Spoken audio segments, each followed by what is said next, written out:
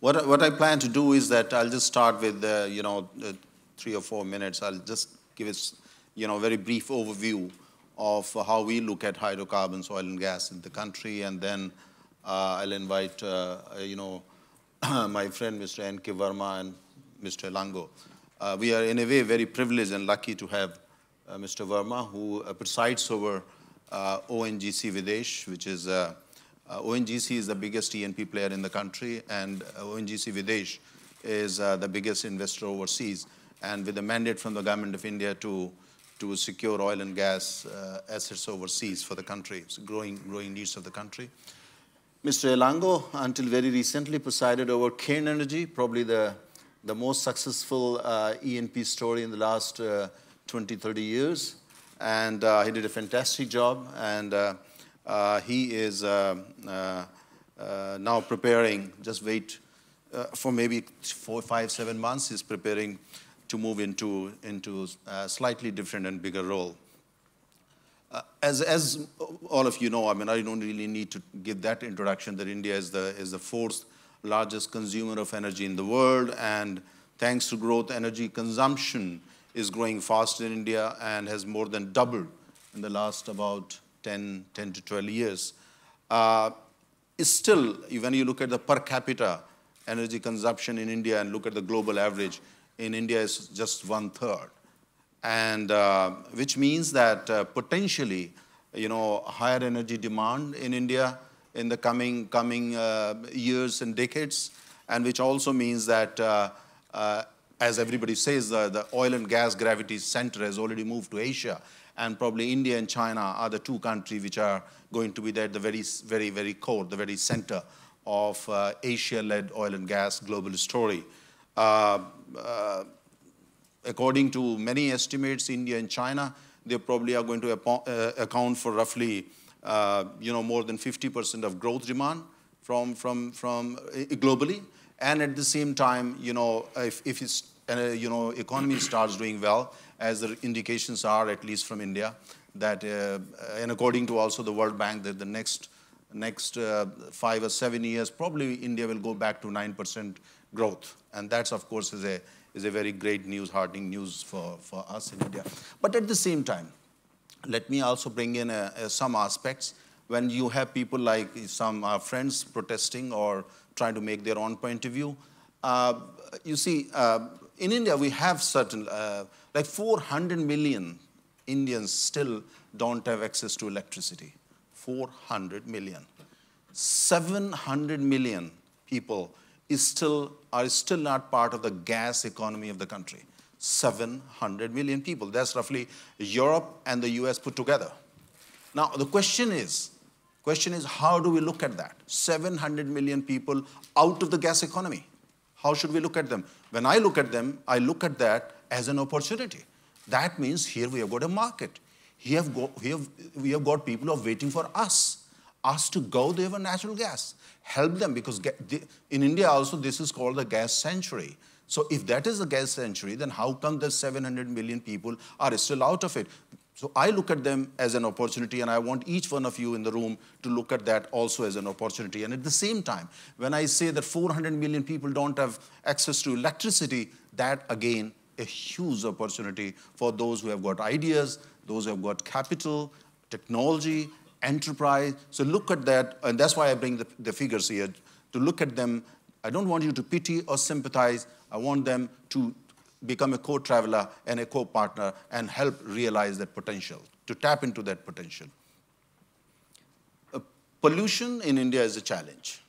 Some of our cities, including New Delhi and Patna and Bombay and Hyderabad and all that, have become a huge challenge for us. So these days when I talk with young children in the age group of 18 to 35, all of them, they talk about pollution, contaminated air, contaminated water, but I'm talking strictly of India. At the same time, in the same breath, they ask for more oil. They ask for more gas. Almost half of them want to own a Mercedes or BMW, if not Ferrari. Now, that's the challenge. And that's the difference between young people in India and young people in many other parts of the world. They have aspirations. They know that it contaminates. They say, why can't, my daughter say, why can't I have green diesel? But I want a nice SUV, but green diesel. So aspirations are there, but aspirations in India basically driving this growth and driving this story of New India. There are people I meet here in this conference, several other conferences, they talk about, it's very difficult to do business in India.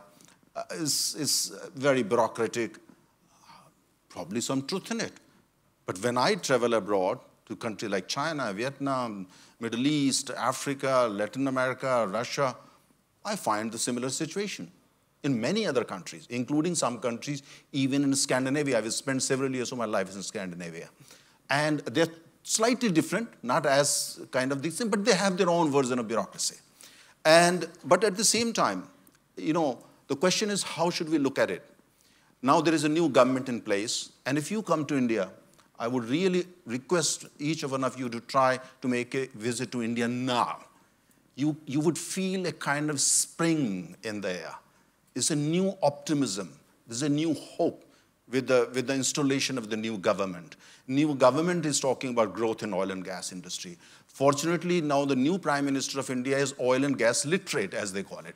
You can speak the industry's language with him. He understands it because he presided over the growth of oil and gas industry in his home state of Gujarat, where they did better than most of the states in India. And at that time, the state was growing more than 10% per annum. But at the same time, challenges, for instance. They have just come out with a new gas pricing policy. They have also done whatever they can, and they are doing more to incentivize exploration, production, and deep water. And at the same time, they want to bring about a completely new look to India's exploration and production policy. Midstream policy, they've already announced that within the next 5 years, they want to double the size of gas pipelines in the country. And at the same time, they are already telling the industrialists and the investors and the people as a whole, look, we are doing very well in the refining, but we have to start thinking about the next step. Because that means building at least 3 more refineries, world-class refineries, in coming next 10 to 12 years. So, I mean, when we look at it, a lot of hope, optimism, as I said, a new spring. And at the same time, there are issues, there are challenges. The question is, how do we basically be looking at the country? I'm not here as a representative of the government of India or to market, that. But all I'm trying to say is that what I experienced living in New Delhi and specializing in oil and gas for more than 30 years, I feel the new spring. I feel many new changes. So what I plan to do is to first invite Mr. Verma, Managing Director and CEO of ONGC Videsh, for his introductory comments, and then I'll invite Mr. Elango. And then we'll have I'll ask them some questions, then we'll open the floor. Thank you, Mr. Taneja. Good afternoon, everyone. I come from the National Oil Company of India and ONGC. And although the oil discovery happened in India dating back to 1890 itself in Digboi, but the E&P industry as such has grown only in last 6 decades. And out of that, we had to start from the scratch in 1956 when we set up the ONGC, Government of India, under very strong leadership of then Minister. And after initial mapping of 26 sedimentary basins, we established around 28 billion tons of resource base, which is less than 1% of the global endowment. So it is very, very moderate endowment as far as national richness is concerned. But still, in the first 4 decades, we managed to establish 6 billion tons of in-place hydrocarbons. And then in next decade, we have doubled it almost to 11 billion tons. But still, whatever production volume we could achieve, that is only sufficing 25 to 30% of our consumption requirements. And till 80s, we are soldering with the consumption, and we could achieve the self-sufficiency up to 70%. But after liberalization of the economy in 91, and the growth rate in consumption far paced than the growth in production, and we lagged behind. And right now, we are at around 25%. So the basic philosophy, what we have adopted is, of course, import. And at the same time, we're also looking for our equity oil and gas overseas to supplement the in-house production. And ONGC Videsh is mandated by the government for this particular job. Right now, we are operating in 16 countries with a moderate production of around 180,000 barrels of oil and oil gas equivalent, spread over 16 countries. But that is not the end of the story. In-house, domestic E&P industry is passing through a very exciting phase right now. And in last 10 years, the growth has been immense, increasing from 2 NOCs way back in 91. Now we are, I think, 80 plus E&P companies operating in India. And wide variety of plays have been pursued. And most notable ones are the deepwater, Krishna Godavari, as well as the western offshore, the satellite discoveries happening in Kutch and Tapti Daman area. And of course, there has been some setback and surprises in the recent times where the KG offshore has behaved unpredictably and the projected production has not been achieved. And we lost the production volumes to the extent of around 15 to 20 BCM per year. Nevertheless, the ONGC has discovered recently in the good volumes in KG Basin again, and also sufficient volume of oil also have been discovered. That lays a very strong foundation for future E&P activities in KG Basin. And we believe that still a lot of things have to be discovered, particularly in deep waters and the deeper stratigraphic horizons within KG, which has not been proved so far. Also, Andamans and this KG, Kerala Konkan basins below basalt has got hidden potential, which we had been trying to unravel through seismic imaging, but so far no commercial success has been there. But the commercial success has been reported in recent times in Kutch, which is very, very encouraging, and that too liquid hydrocarbons have been found. So that opens up the very large potential in the Kutch basin. Out of 28 basins, only 10 have been explored so far. So there's a huge basinal area is still left for exploration. And I think in coming years that we'll see the with open acreage policy coming up very in next couple of years, and also some liberalization being taken by the government in recent times, particularly restructuring the terms for the contracting. And unification of the CBM and shale gas policy along with the conventional oil and gas also is going to help to realize those goals. Of course, gas pricing has been a quite matter of debate in recent times, and the government has come out with a new policy with, I think, very encouraging price mechanisms, wherein the periodic review will be a part of the mechanism, which will facilitate the remunerative pricing to the operators. So these are the basic scenario in domestic front, but overseas front, we are trying to consolidate our portfolio and also looking forward to new opportunities coming with the geopolitical rearrangement currently undergoing, particularly the shale gas and shale oil revolution in North America, as well as the restructuring of the portfolio of the companies globally, including Russia, of course. So these are the few challenges and the opportunities what we are having. And we look forward to partner and collaborate with the international operators, both in domestic front as well as the international front for forging a new relationship. Thank you. Mr. Elango, your introductory comments, and if you could also briefly talk about, what does, for instance, quote unquote cheap oil now mean for India? Yes, I think since morning we've kind of discussed very interesting subjects like oil prices and so on and so forth. The Indian oil and gas sector is not very exciting, so let me begin with something more exciting. India is known for its IT technology and skills.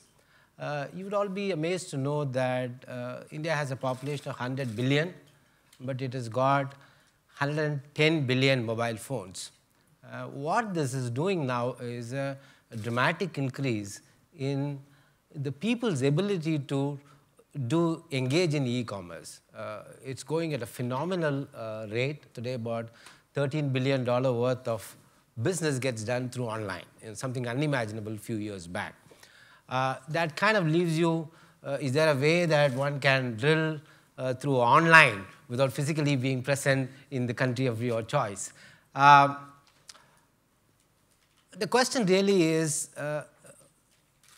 we've seen around the world that wherever technology and investment went, resources have been found. I mean, that's been the history, particularly so in the last 5–10 years. And you heard Bob speaking about how many new discoveries large companies who bring in large capital and technology is able to do that. That's one. Overall, India was unable to attract adequate level of investment and players into the country. Therefore, almost 50% of the total sedimentary basin doesn't even have the basic survey done. And we all know in the industry, if you don't do the basic seismic survey, you really don't know whether something is there or not. Over a 60-year period, only about 15,000 wells have been drilled. And we are talking about 1 million wells on production in US. So you can see the comparison. People talk about India in oil and gas seminar as a passing reference about demand in India growing as such. But the facts are, India has about 15% of the global population, but it is consuming about 3% of the global oil. So there's a long way to go even when the demand rises up in India. When you kind of sit and listen the conversation that happened this morning, one message you get is, for the first time, at least I believe that oil is beginning to lose its strategic sheen. There's something highly strategic about oil as a commodity. You're seeing the first time it is losing that sheen, that shine. Why? Because alternatives are emerging, even within the fossil oil fuel scenario. So India has this unique position to build a gas economy, as Mr. Taneja pointed out, without really going through a big oil sector based economy as such. So if you look at the Indian oil gas industry in 3 streams, let's start with downstream. Downstream, the country has got excess refining capacity. So any amount of oil that could be found can be refined within the country. In fact, India is exporting about 60 million tons of petroleum products every year. So it's got the refining capacity that it requires. Not all the countries where oil and gas has been discovered has got that problem, particularly in Africa. In the midstream, you've got about 15,000 kilometers of gas pipeline already laid, and the government has announced to double it over the next few years. So there is a midstream, a very robust midstream sector is getting built. When such sectors are getting built, it is also promoting the ecosystem. So you've got a whole ecosystem which is very familiar with compressed natural gas, city gas distribution, trunk line, so on and so forth. You'd be amazed to know there are 2 million vehicles which are run on compressed natural gas in India. So these are facts. I don't know how many of you are aware. So the midstream is evolving. So there comes the upstream. In the upstream, the experience of the companies, to be very honest, who came to India were not good because they all found the red tape to be, very, very naughty and very, very difficult to untie, and they all lost interest and moved away. This is facts. Now, the government is kind of trying to untie those stuff and make things simple. I believe what would help the government to do so is the government's focus on e-governance, using technology for all the process and system. I do see that having a very important role. The fundamental question is, can a business, an oil and gas company, come into India and can they build a decent business? To me, speaking from my personal experience, yes. Cairn Energy PLC came to India and found a 1 billion barrel resource base in Onland, Rajasthan. Was able to invest about $4–5 billion. Was able to build a 600-kilometer heated pipeline, one of the world's longest heated pipeline, and get paid for all the oil that is produced and all the gas produced as such. So it is possible to build the business. in India. There has been examples of that. But India needs to do more to attract the key players as such. So I'll stop with that. Thank you very much. I mean, as Mr. Elango said, look, when we look at India's total energy mix, I mean, it's dominated by fossil fuels. 90% of energy that we, consume in India is actually coming from fossil fuels. And out of that, I mean, about 55% is actually coal. We call coal king coal in India. And oil is also very large. It's close to 30%, it's about 29%. Gas used to be 7%, is now sitting at about 10%. And of course, gas, but at the same time, our dependence on oil is very high. We import roughly 80% of our total requirement of oil is imported. 2/3 of that comes from the Middle East. Increasingly, we are importing more gas, and bulk of that is still coming from the Middle East. But now, very soon, we'll also be sourcing gas from, among other countries, Australia, and if the permission is given, then from the US and some other markets. So it's changing. But when I talk with experts, they say that as far as India is concerned, I'm talking strictly of India, oil will remain actually almost central to India's energy requirement for another 25 to 30 years. Natural gas and coal, they say, for maybe 50 years. There are scenarios being talked about 2050, and where when you look at the 2050 scenario, coal, natural gas, actually, they are very, very dominant players. Nuclear, the role of nuclear power will grow, solar will grow, and all that. But coal and natural gas, even as until 2050, will be playing a very, very important role. But of course, we'll have to have more green gas and green petrol, green diesel, and all that. That's a totally different debate altogether. But Mr. Verma, if I may bring in you, I mean, everybody says that India is a very, very difficult place to do business. Mr. Elango's company came from Edinburgh, and they did a fantastic job, and he talked about his own experience. But you are also kind of investing heavily in Russia, in Africa, Latin America, and so many other geographies. Could you just kind of share your impression? Is there any kind of change since the new government, was installed 5 months ago? Or are there any efforts really to make doing business in India and with India more investor-friendly? I think, to my mind, India's PSC terms are one of the best and most liberalized in the globe. There is no signature bonus, there is no production bonus, there is no hidden payments to be at the entry. Then tax holiday for 7 years. The royalties are very moderate. Tax regimes are quite moderate. And also the government actually promoted the entry of the E&P players in India by giving the producing fields along with the exploration blocks in the couple of rounds. And where the national oil companies made the smaller discoveries or the initial discoveries were offered to the international operators and private operators from India as a promoting endeavor. And after that, government has a rationalized number of sticking points in subsequent rounds. And right now, whatever the PSC terms are there, I think one of the, again, most liberalized ones as we encounter across the globe. So I don't think there is any difficulty in getting that E&P operation in India. But of course, endowment perception is one thing which we need to be modified with the more and more data collected on the primary stage. I think government has taken steps now to have a speculative surveys done on a faster track, and that will facilitate to change the perception of the E&P potentiality. And that will actually trigger the more aggressive bidding and the entry of the international operators. Allow me to now, to turn to India's E&P potential before I open the floor and take some few questions. And until very recently, we had geologists, some big, highly reputed geologists saying Bay of Bengal is floating on natural gas. Bay of Bengal is next Gulf of Mexico or the North Sea. That didn't happen. Some people say that Arabian Sea is actually full of gas. When you look at the Arabian Sea, Mozambique has delivered some fantastic gas discoveries. Qatar is, of course, known. Iran is known. Oman is known. And India is actually part of the same pond. But then how come that you haven't really seen big discoveries happening on the eastern part of the Arabian Sea?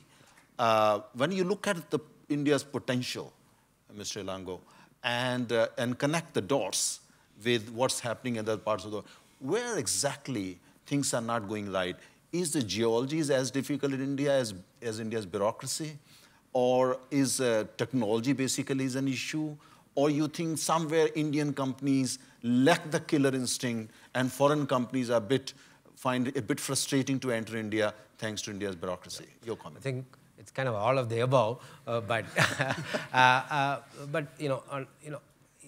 just at the end of the day, this is our business is about perseverance and patience. How much exploration a company is willing to do in a given area as such. In Barmer Basin in Rajasthan, there were 13 dry wells drilled before the 14th well led to a $100 billion worth discovery.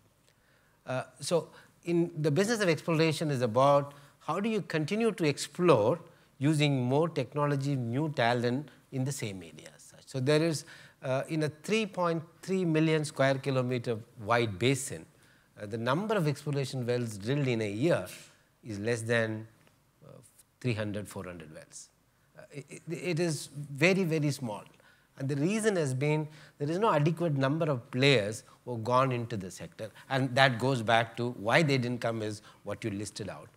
Your earlier question was about what does low oil price does to India as such. India is a $1.5 trillion economy. It imports about $500 million worth of stuff every year. And its export is about less than 300 million, leaving about $175 million of deficit as such. Now, 1/3 of the export is towards oil and gas. So the high export dependency on oil and gas is actually hurting the economy. So a $20 drop in oil price means about $50 billion saving for Indian economy. And it's not about just saving in the economy. More importantly, I think the government immediately acted upon seeing the signals of low price and took the tough political decision of de-subsidizing or removing subsidy from diesel. So the important point is, and this is not just for India, for the industry as a whole, one of my favorite quote, and I listened to a senior government official to say this, that governments around the world, if a decision is politically sensible decision to take, but economically not sensible, it will get taken. If it's politically sensible and economically sensible too, it will get taken. The challenge is when it's economically sensible decision, but politically is not a correct decision, that's where I think governments around the world struggle. And it's one of the, and most of the time, this struggle is related to the natural resources sector. I think the sector as a whole should help the government to help them take the decision by positioning it in whichever way it But is I have possible. heard a different story. I've heard in India we have 4 billion gods in our mythology, and we worship 4 billion gods. We have God for everything in India, for education, to wealth, to this disease and that disease, and you just go on. But we don't have God for geology. Could that be the reason? I want to react on the first question you put.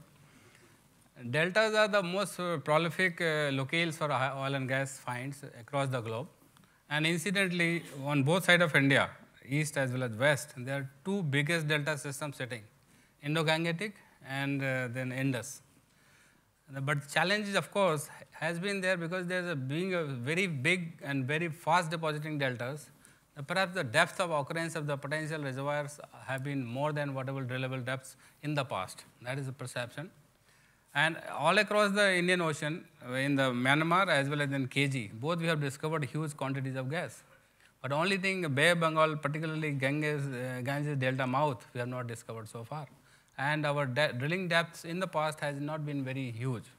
So I still believe that in the coming years, there may be a huge discovery in the West Bengal. So are you suggesting the Bay of Bengal is the next It's Gulf still of Mexico? virgin area actually. It's not fully probed in the deeper depths. Only the deepest well has been the 7,000 meters. But do you think Indian companies need foreign collaborators and partners to tap into the deep water potential? Of course, there will be a lot of potential available because within the KG basin also, The deeper depths we have not probed so far. Whatever gas has been reported so far is in the Pliocene strata, and only limited oil we have now found in the older sediments. And it's still Cretaceous and the Jurassic and the still older sediments are still to be probed. But these collaborators that, for instance, for the sake of discussion, that you probably are looking for, IOCs or NOCs? Anybody who is having capability to, and deep pockets. And deep pockets. You know, Dr. Balyan, who is presides over India's biggest LNG company, was also should have joined us today, but he couldn't come because suddenly a meeting came up, because he has built a big LNG terminal in Kerala in southern part of India, and the plant is ready, is working at 20% capacity utilization, because evacuation infrastructure has still not been put in place. That's kind of story you see, you know, too often in India, unfortunately. But anyway, could you please, and Mr. Verma, quickly before we open the floor, in just 2 minutes, talk about the LNG scenario in India, since we are importing so much of gas these days. I think India took very early on, about 10 years back, the decision to build regas LNG plant within India. I think that's one of the wisest decisions the country took. And having built those facilities in both on the western and southern part of, you see a trend of, as the prices of LNG starts falling down, you would have a huge market developing within India as the pipeline infrastructure gets built. So I see a bright future for LNG industry in India, more as an importer of gas. And because the 70% of your oil import really goes in India to transportation sector. And if the transportation sector can switch on to gas slowly over a period of time, at a substitution, there's a huge liquid substitution opportunity. Because when you talk about diesel, you're talking about $25 per MMBTU.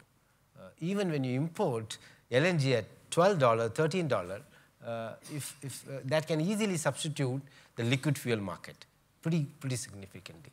But the challenge is the governments around within India as well, the state governments, do not appreciate the final distinction and the ability of gas to substitute oil. Therefore, the local taxes are not very, tuned towards promoting green fuel, etc., etc. There again, I would kind of assume the blame on the industry, because the industry's inability to communicate. Because you talk to people, they still, you talk to people about gas and oil, they think they are two completely different commodity. And people don't understand its substitution ability as such. So LNG as a whole, certainly as a market, I see a bright future. You've invested heavily in LNG in Mozambique. Yes, actually, of course, Mozambique has been a very, very big discovery in recent times, and we have entered that project, and we foresee that substantial part of that LNG will be coming to India. But one thing I want to supplement, there have been a number of regasification terminals have been proposed and under construction, and few are there already working. Kochi happened to be one. I think in future we need to supplement with that transnational gas pipelines as well, as we have been talking, TAPI as well as the Iran-India pipeline. So I think a good mix of the LNG and the transnational pipeline will be a good solution to Indian gas requirement. But definitely across India network of the pipelines is a first and a prerequisite, whether for LNG as well as for national gas grid through transnational pipelines. Yeah, I mean, I fully share your view. I mean, we need transnational gas pipeline from Turkmenistan to India, from Iran via Pakistan to India. We need subsea gas pipeline from Iran, Oman to India, and also from Russia, via western part of China into India, and hopefully also from Burma or Myanmar into India. These are a number of projects which are being discussed, which are being talked about. Sooner or later, I'm pretty confident as an Indian that these things, these developments will happen. Of course, what probably at least Iran pipeline would have been a reality by now, but due to the geopolitical reasons, mainly tensions over Afghanistan, Pakistan, this has not happened. Again, the TAPI that is Turkmenistan, Afghanistan, Pakistan, India gas pipeline, probably would have at least started, rolling by now. But again, with the US planning to leave Afghanistan, there are many questions, and investors are not really, they're interested, but then nobody's ready to really pull out the checkbook and write a check. So the result is, hope is there, but I think it's going to take a long time before that TAPI becomes a reality. But with this, we've got very, I have time for about quick four questions. If questions, no time for perspectives. Are there any questions? Yeah, so just feel free to raise your hand and. Yes, please.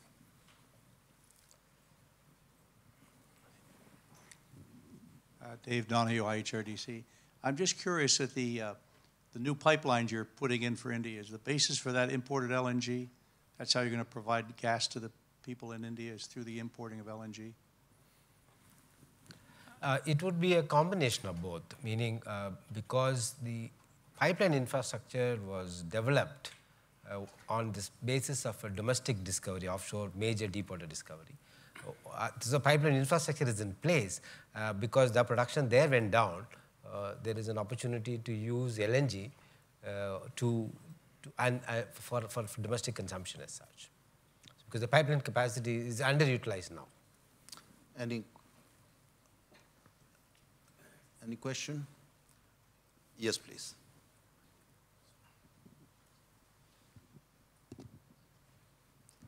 If you permit me, I'll make 2 comments rather than a question. Sure, please. First, please don't encourage building new refineries in India. Already too much capacity exists. And as soon as all of the Reliance volume will be sold in India, which I'm convinced it will be, there is no need for a new refinery in India until 2030. So building too many refineries, making India the largest export refined products today in the region, has some very questionable merit. On the issues of Krishna-Godavari Basin, the costs are very, very high. GSPC asking for $16 a million BTU, and ONGC would like more than $10 a million BTU to make it economic. At the government-mandated price, which is, to me, is a disappointment, I expected this government to at least adopt the previous government's price. This would not be possible. Mr. Elango knows very well that one of the big problems in India has been that the government does not pay enough for domestic production of oil to the companies to justify big investments. There is a lot more which needs to be done in India by the government to be able to create the encouragement before anybody from outside comes. There is so much which can be done, could make a huge difference in production of domestic oil and natural gas in India by tweaking the existing system to provide the right incentives. I'm sure Mr. Elango can elaborate. Yeah. Just one very quickly. On this refinery, I think I fully agree. I mean, that's one viewpoint. But we also look at this way. Since we buy oil, about last year, India spent $190 billion just to import fuels, and bulk of that coming from the Middle East, as you know. Here we are talking about, oil and gas for 1.26 billion people. That's more than the total population of the entire continent called Africa, you see. And so here what we have in mind is to build some kind of interdependence with the Middle East. Idea is that they have got this, they are very blessed, they've got oil and gas and everything, but India can have the refineries so that we can, not that you don't build refineries, you also build, but then India also build, because in 20 years from now, Africa is going to be probably a great story in terms of oil and gas. So India should be ready to ship this across the pond to Africa. So I think that's the whole idea, so that India can maintain its position. If we do not build more refineries, we probably end up, we start actually importing petroleum products from other countries, say in about, say by 2026 or 2027. So it's to prepare for the future. There's nothing wrong with importing refined products. People import refined products and they save a lot of money. That's what Indonesia does. So please don't think that having a refinery gives you security. The issue is having oil. The Saudis say, I have the oil. I go to export to Africa. Why should I sell it to India to make your refined products to export to Africa? So I think that if you have joint ventures with the Middle East countries, this kind of vision can work. But at the moment, most of the Middle East countries would like to build it in their own countries and keep control. And before I ask Mr. Verma to answer this, just one question. How many countries in the world are paying more than $5.7 per unit wellhead price for gas? I think a lot of countries are. Are they? A lot of countries are. Mr. Verma. Actually, there are two parts of the question. One is the oil. As I understand, for oil, there is an international price is payable to all operators, so there is no interference by the government. Only for the gas, there is a administered price by the government. But again, there is a now in the new mechanism, every 6 months there will be a review, and the government has made a uniform policy for all across the sectors for the gas pricing. So there are very two positive sides attached with the gas price. And I think in due course it will be corrected with the international price. Because the government of India has an obligation for the power and this fertilizer sector also. So it cannot be a commercial decision alone for the E&P sector. So government has to take a balanced view to take care of all the sectors. Mr. Elango, 30 seconds. Yeah, no, I would kind of, the oil story is straightforward. Gas pricing is a complex issue in any country. And as they say, it's very simple to be complex. It's very complex to be simple. So there is an issue around gas pricing. But just want to make one point. As oil and gas explorer, when you look for prospects, you don't go there to find gas. So the economics are never done on, you take a call, you take a bet to go and find something. All of us are very happy if you find oil. If it is gas, you're not that happy, but you still have to, develop it, produce it. So the question of gas pricing, unfortunately, kind of became an elephant in the room for the whole sector as a whole, which is very unfortunate. Just to conclude, you see, here we are talking about, as I said, as far as India is concerned, oil and gas are going to remain very, very important, almost central to India's economy for a very long time to come. Yes, there are challenges in India, but then as we say in our language, what is life without some challenges? But at the same time, if you talk to Cairn Energy, Mr. Elango's company, or talk with other companies, which have basically make India their home. If you are interested in India, and if you're really looking for, as an oil and gas player looking for, probably the biggest market ever in the history of mankind, that's India. The only thing is, when you look at India, when you think of India, don't just think in terms of as a tourist. Go India, make India your home. And I can assure you, and as an Indian, you will never, ever regret it. With this, please join me in thanking Mr. Elango and Mr. Verma for this time.